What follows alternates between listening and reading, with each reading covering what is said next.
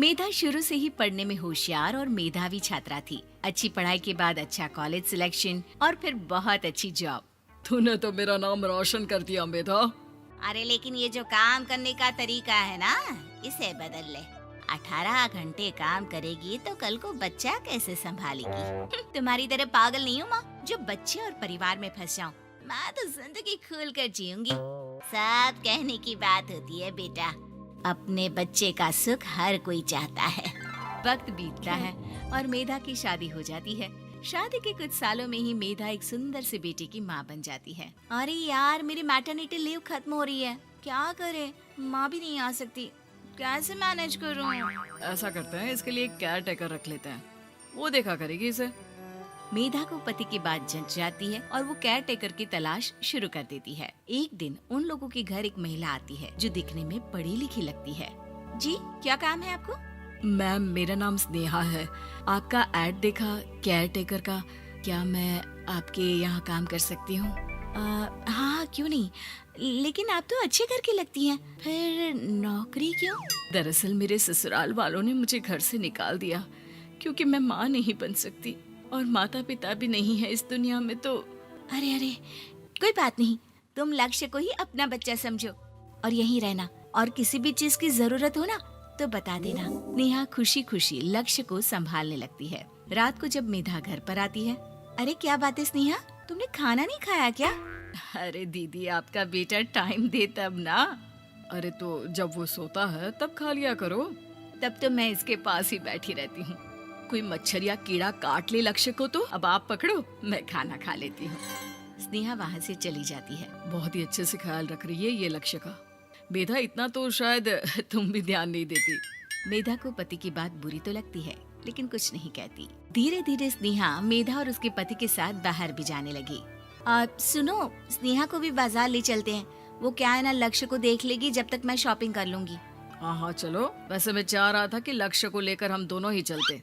क्या यार, तुम तो फ्री में इमोशनल हो जाते हो, कितना देख लेंगे हम दोनों मिलकर, ले चलो उसे। कार से निकलकर मेधा और लक्ष्य रोड क्रॉस कर रहे थे कि सामने से कार आ जाती है। मेधा का ध्यान नहीं होता, लेकिन स्नेहा तुरंत लक्ष्य को मेधा से छीन लेती है। मेधा गिर जाती है और कार मेधा को छूकर निकलती है, जिससे मेधा को खून आ जाता है। पति मेधा को हाथ देकर उठाता है। स्नेहा लक्ष्य को लेकर गले लगाई रहती है। थैंक्स स्नेहा, मैंने तो ध्यान ही नहीं दिया था कि कार आ रही है। स्नेहा का गुस्सा मालकिन पर टूट पड़ता है। अरे कैसी माँ है आप, अगर आज कुछ लक्ष्य को हो जाता तो मैं आपको कभी माफ नहीं करती। छोटा सा बच्चा है, उसे चोट लगती है तो पता है कितनी तकलीफ होती है। पति भी स्नेहा को देखने लगता है कि उसे क्या हो गया। मेधा को स्नेहा पर काफी गुस्सा आ जाता है। घर आकर कहती है, देखो स्नेहा, माना तुम लक्ष्य को बहुत प्यार करती हो, लेकिन वो मेरा बेटा है, मैं कभी जानबूझकर उसके साथ बुरा नहीं कर सकती, समझी? मुझे माफ कर दीजिए, मैं लक्ष्य को लेकर कुछ ज्यादा ही सेंसिटिव हो चुकी हूँ। मैं ध्यान रखूंगी कि आगे से ऐसा ना हो। मेधा का मन स्नेहा से अब हटने लगा था। एक शाम मेधा ऑफिस से घर आती है कि लक्ष्य उसे दिखाई नहीं देता और ना ही स्नेहा। वो स्नेहा के कमरे में जाती है जहाँ दोनों सो रहे होते हैं। अरे स्नेहा, लक्ष्य को आज इस कमरे में क्यों सुला दिया? दीदी, मुझे नींद आ रही थी, ऐसे में उसे कमरे में अकेले लिटाना मुझे ठीक नहीं लगा। मेधा बच्चा उठाने लगती है कि स्नेहा टोक देती है। रहने दीजिए ना दीदी, सो रहा है, फालतू में नींद खराब हो जाएगी। मेधा को गुस्सा आ जाता है और वो बच्चा उठाकर वहाँ से चली जाती है। अगले दिन मेधा स्नेहा को बुलाती है, साथ में एक और लड़की खड़ी होती है। स्नेहा, अब तुम अपना कुछ और देख लो, हम लोगों को नई केयर टेकर मिल गई है, तुम इस हफ्ते घर छोड़ देना। स्नेहा का मन लक्ष्य को छोड़ने का नहीं करता, लेकिन नौकरी तो नौकरी होती है ना। स्नेहा घर से चली जाती है। धीरे धीरे महीने और साल बीतते जाते हैं और लक्ष्य एक नौजवान लड़का हो जाता है। लक्ष्य, आज मुझे मंदिर जाना है, ले चलोगे? ठीक है माँ, एक काम करके अभी वापस आता हूँ, तब तक आप और पापा दोनों तैयार हो जाइए। दोनों तैयार होकर बैठ जाते हैं, लेकिन लक्ष्य काफी देर तक नहीं आता। अरे मेधा, फोन तो करो लक्ष्य को, देखो क्या हो गया उसे। मेधा फोन करती है तो पता चलता है कि लक्ष्य का एक्सीडेंट हो गया है और वो सिटी अस्पताल में है। जल्दी चलिए, पता नहीं कैसा होगा मेरा बेटा। अरे चिंता ना करो, सब ठीक होगा, मैं अभी कार निकालता हूँ। दोनों मियाँ बीवी अस्पताल पहुँचते हैं, जहाँ वो लोग देखते हैं कि लक्ष्य बिस्तर पर पड़ा होता है।